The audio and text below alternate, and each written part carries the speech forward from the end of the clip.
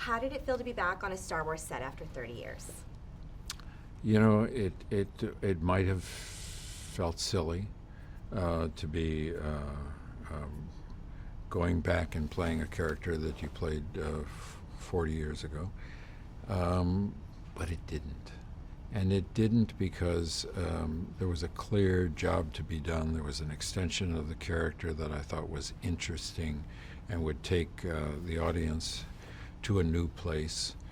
There was a development in the character that doesn't play out on screen, but is referred to in a way that the audience understands the circumstances that have been part of Han's history between the last of the first three and the events that we're following in this one. And those circumstances in his life have created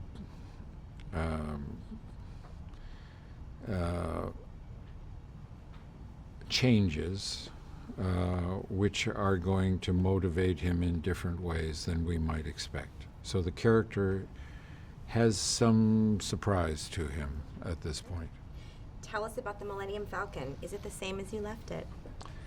The Millennium Falcon,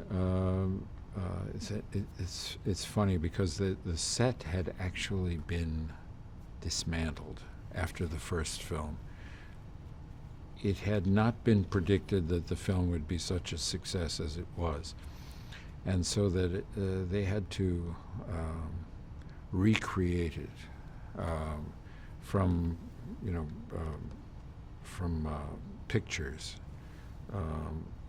And they did a beautiful job of rebuilding it, and it was it was indistinguishable to me from the original set. So it was nice to be back. This is the first time you've worked with J.J. Abrams as a director. What is his style, and what does he bring to the filmmaking process? His style is,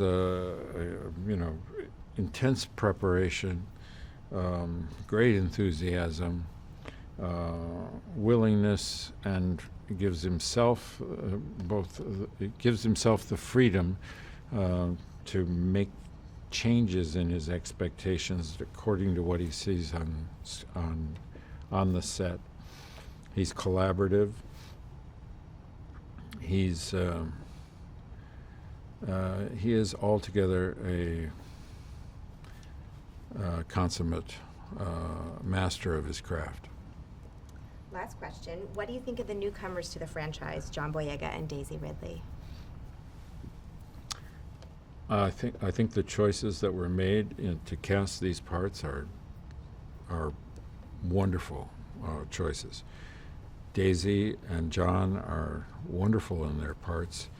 They're very interesting people, both of them, and I think they're going to have an unbelievable future.